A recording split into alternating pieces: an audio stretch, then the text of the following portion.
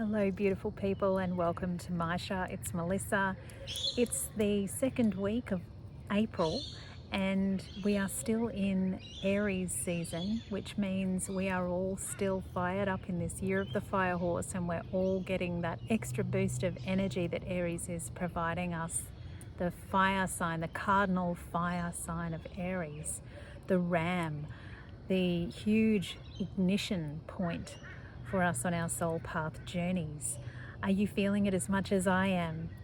I thought I'd share today a bit of inspiration for you and to let you know also about the journey that MYSHA has been on.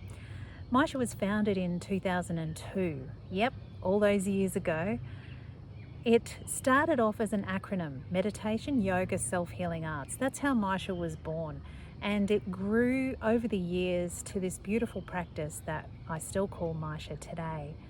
We now have the MYSHA method, the MYSHA framework, the way that I conduct my practice, and what it is a beautiful culmination or combination of the ancient practices of meditation and yoga, that's the M and the Y of MYSHA, as well as three other beautiful factors: self or self-study, which in yoga we call svadhyaya.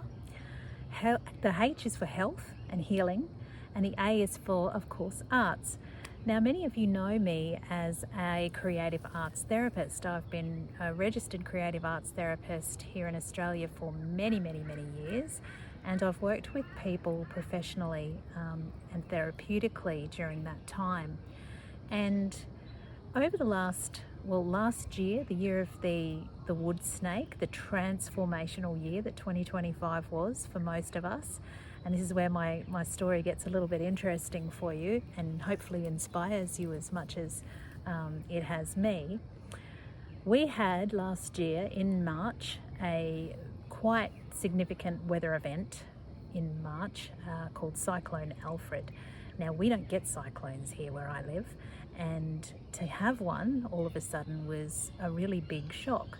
There was a lot of rain that followed it. Thankfully, it wasn't too catastrophic, but afterwards there was a lot of damp in the air, and that affected my bookcases in my workspace, in my practice. And so that was an interesting thing to go through, taking down all of the books off this bookcase, and I had to throw out the bookcase and go through all of my things, and my whole library, my professional library, really had to have a good sort through. And as I was going through that process and doing a lot of svadhyaya practice, self-awareness practice, I kept coming up with these spiritual nudges, these soul nudges, to really think about the future of MYSHA. And I realized that for a great many years, although really beautiful work, working with clients in a more clinical way as art therapy, that field is traveling down that path of becoming more and more clinically based and more evidence-based, and requiring therapists to think more kind of diagnostically and clinically, rather than meeting the soul where the person is at as much as what it used to, I feel, really started to make me question my alignment with the field. And so the wood snake did its job, really. I had to really shed my skin and walk away from my clinical practice and my registration roots, and return to my true roots, my original roots, the real MYSHA, the potentized MYSHA, and the spiritual practice that MYSHA was always intended to be. And that affords me the ability to be completely and authentically my true self, and to completely and uninhibitedly, if that's such a word, to avail myself as a true spiritual practitioner, as someone who is guided and someone who uses their intuition very deeply, and as someone who is really focused on every human that I work with, whether I'm in one-to-one session or whether I'm in a group, that person is a soul being on a journey, and that this human experience that they're having is just a finite, short experience in the grand scheme of things in their evolutionary path. And so really this has been a huge year of ignition for MYSHA, a huge rebirth for MYSHA. And it's coming to a real head right now as the Aries new moon comes up this week. And I hope this inspires you, because this has been a long journey, and perhaps there's something in your life too that's been kind of bubbling away for a long time, but really coming to a head now, really requiring you to think really strongly and carefully about, and really in a focused way, about what really deserves your intention and your energy. Because if it's something that's not completely in alignment, even if it's enjoyable and lovely and giving you a sense of reward, and maybe it's rewarding you financially as well, as my practice was, and it was a successful practice. But if it's not completely in alignment with you and your soul's trajectory, you need to really think about it, and you really, sometimes it's required some tough decisions. And for me, 2025 was making those tough decisions. It took a long time, a lot of processing, a lot of reflection. And I find myself now really at this culmination point of, okay, I can look back and be really grateful for the many years of practice that I was afforded. And I can now sit really comfortably in where I'm headed and why I'm headed there. And where it takes me is this truth, this authentic truth, this feeling of total clarity. And with that, I would like to really share something very honest and open about this.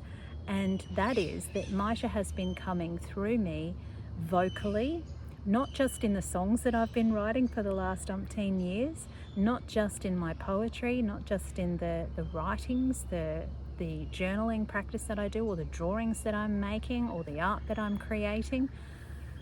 It's coming through very loudly and very clearly now with my voice. And I have toyed with the idea of sharing it on here many times, and at the moment I'm still not ready to do that, but I will be doing that, and I know that I will be ready very soon. But this ignition point is really crystallizing for me the direction that MYSHA needs to track, and the path that we're forging ahead on. So this fire horse here I'm still feeling a little bit tender, but the path and the mission is undeniable. It's really happening. And the mission is to support you to live a happier and more meaningful life.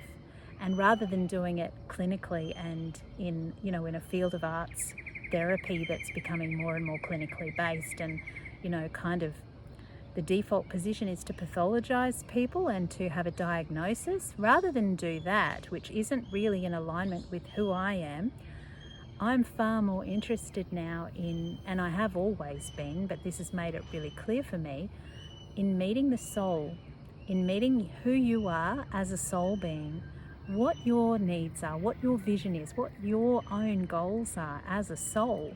And if you don't know what that is, that's okay. But right now, in this Aries energy, you should be getting some signs. I'm pretty sure that, there are some, at least, ideas floating around, some ambition that's kind of bubbling up inside you and making you feel quite passionate, quite ready to try something new perhaps, or to return to your roots, as I have done, in returning to the real, true, potent version of what MYSHA was always intended to be. And that is the meditation, the yoga practice. The yoga is the spine of MYSHA. It is the backbone of MYSHA.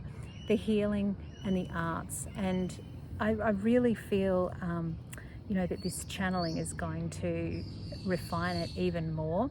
I have a book for you in the works, a couple of books actually. My oracle card deck is almost done. I'm on the very last picture of 44 pictures that I've created this year. And also my album One Light will be out this year, so I'm very excited about that. I spoke to my recording studio co-producer today, and we're just going through the process of choosing the right mastering place, and so that will be happening very soon. So yes, watch this space. This is what the fire horse year is all about. This is what this Aries new moon is about. It's about setting intention. And I wrote a song today as well about setting intention. It's called Arrow, and the arrow obviously is pointing to my North Star, and I really hope and pray for you that your arrow is pointed to your North Star as well. Let's really just close our eyes to end out this this production today. Let's just tune in and really feel true to your heart, to really feel this Aries new moon ignition switch within you. What are you rebirthing or birthing for the first time? What are you potentizing? What is your method? And how can you alchemize the lead and the weighty, heavy and stuck, stagnant energy of the past into your pure gold as the alchemist of your life? Take a few moments to think about it. Perhaps get out your journal and do some writing about it. I would love to hear in the comments what you've discovered. And I also send you all of the love, all of the light, all of the divine codes of wisdom and the beautiful freedom codes of energy that are coming through as well post this year of, ignition and fire that's happening. And I wish you all the very, very best for the coming weeks ahead and a beautiful new moon. Blessings, and please know that you're important, because you really, truly are.